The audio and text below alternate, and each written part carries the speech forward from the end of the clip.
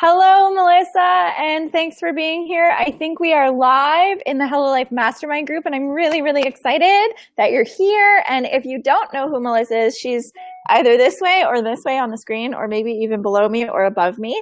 But Melissa Berg is our newest Academy director, and she has been an inspiration to me over the last few years because she's made some massive, massive, massive life changes that have kind of blown my socks off, but probably have been quite difficult for her as well, which is why we wanted to spend some time together and introduce you to the concept and the idea of moving forward and saying yes to opportunities, but letting something go that you've been part of, and it's been a huge part of you. So I am going to let Melissa explain a little bit, but welcome everybody. And hi, Melissa, how are you today?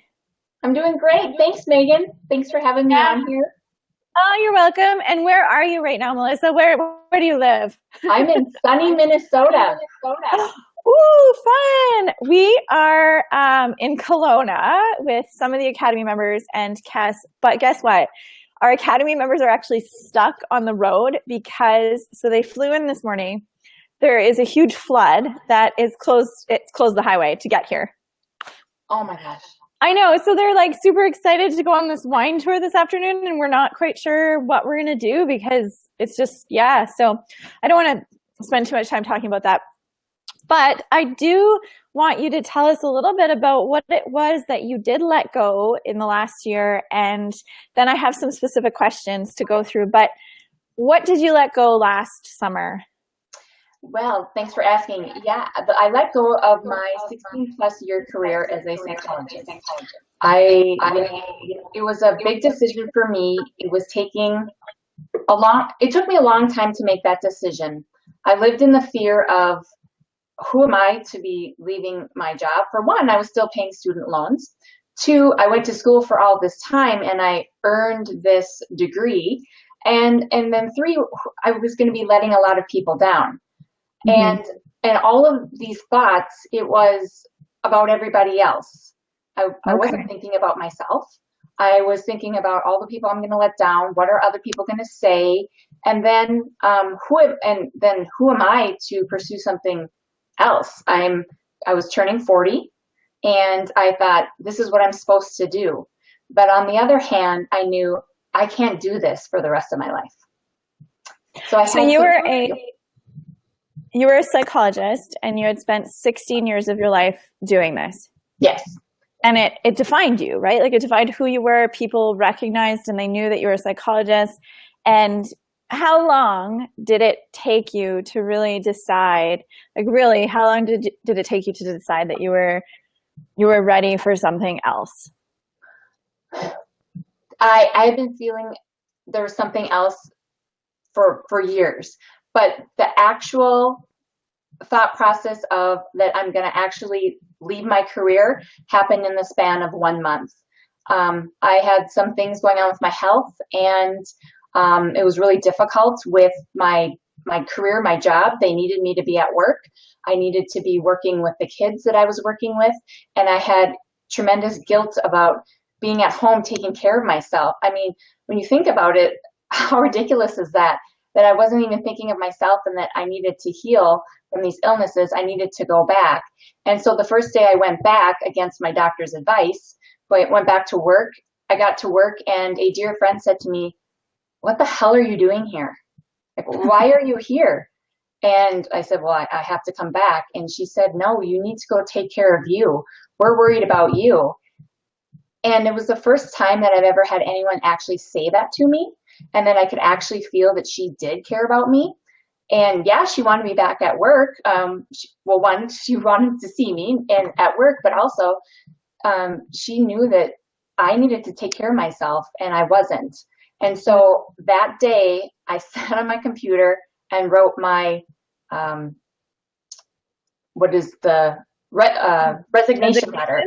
I printed it off and drove it to my boss's office and handed it to them. And I called my husband on the way home and told him what happened. So I want to spend a few seconds talking about that, because something triggered for me. And I think something triggered for you when someone showed you support, compassion, and energy towards you. Someone said, like, why are you here? What's more important? But I find when I'm talking to all these beautiful women, especially the Academy members or potential Academy members, one of the things that's really common is they're not really supported. And you had to have that voice. It was an external voice, even though you had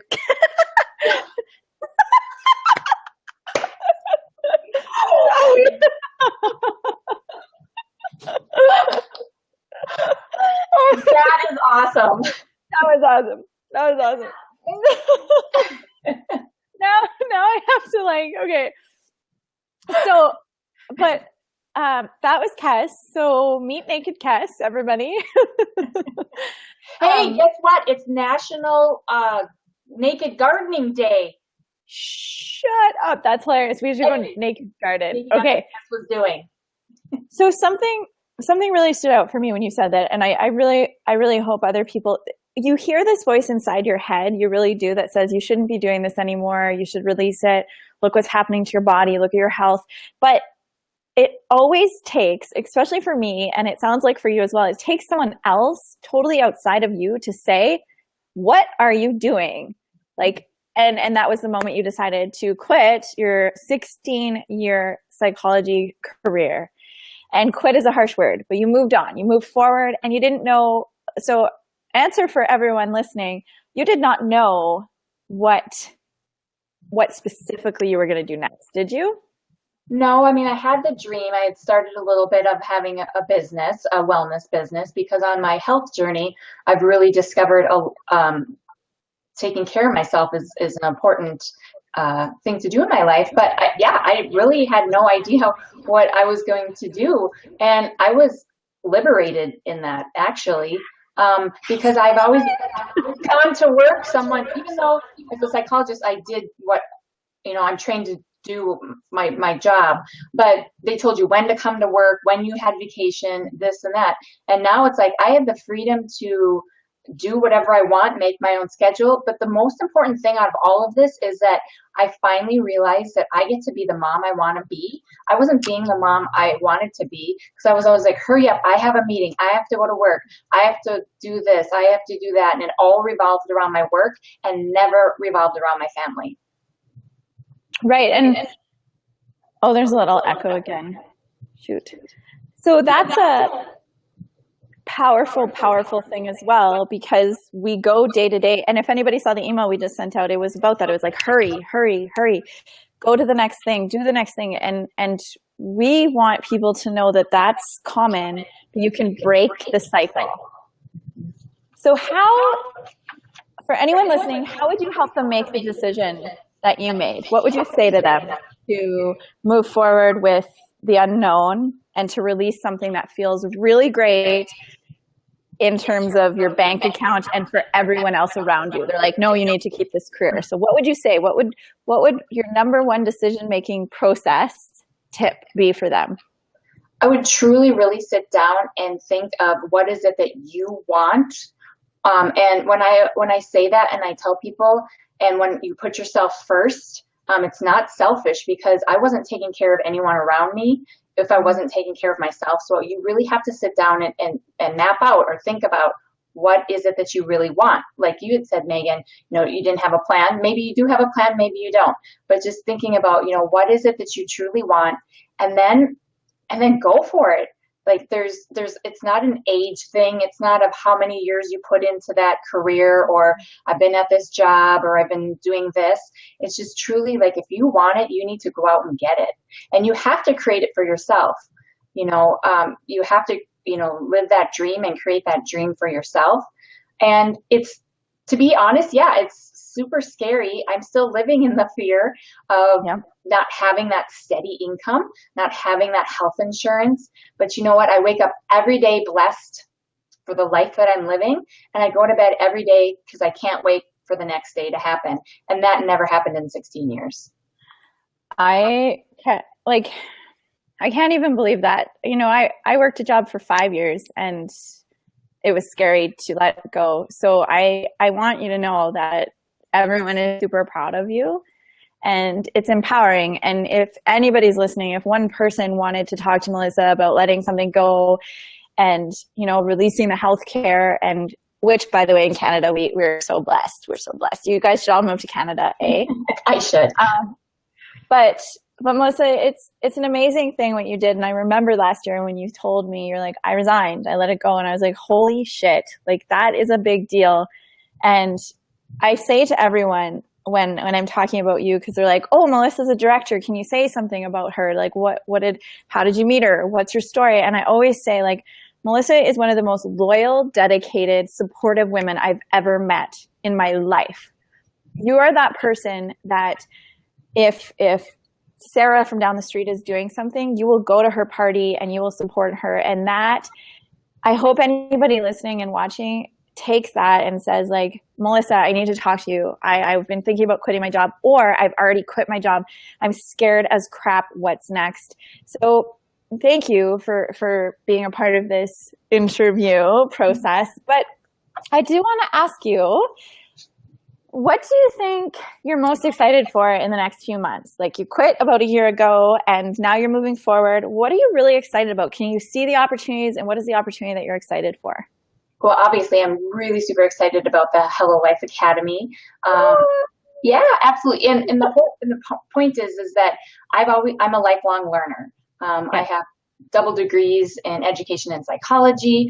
I love learning. I have usually 3 or 5 books I'm always reading at one time. But you know what really is being around other supportive women, just like when my friend said to me, what are you doing? I wanted that to continue. I wanted to be around other supportive women. I had one or a couple. Now I have women all over the world who I can talk with, who I can connect with. And I want to share that for other women. I want to say you're not alone. A lot of you are making these decisions or living in this life that isn't the life that you dream of or the life you want to live. And so being a part of a supported community where you can be you, where you can be authentically you, and people have your back, not only to lift you up, but to be there and do those things, support you. Whether they are in Canada and they're having a retreat, you're still there supporting them, sharing the message, giving them encouragement. That is just so important to me. And you're right, I do take loyalty. That is just one of my ethics that I just have always embraced.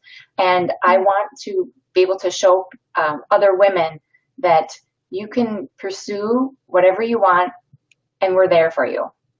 Yeah. And I